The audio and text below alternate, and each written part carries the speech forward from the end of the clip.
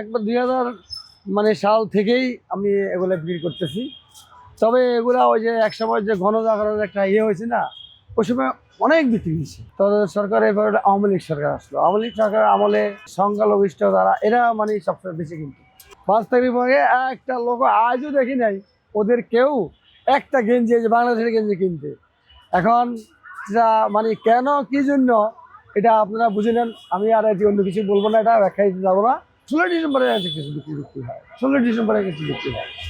আর অন্যান্য আগে ছিল ওই যে হিন্দুদের পূজা টুজা যখন হইতো তখন এরা একটু বেশি কিনতো আর কি। এখন তো মানে এরা কিনে না, লাভ এগুলো সীমিত লাভ। আমরা তো এখানে অল্প লাভ করি, আজ যে সুপারে ওরা অনেক লাভ করে।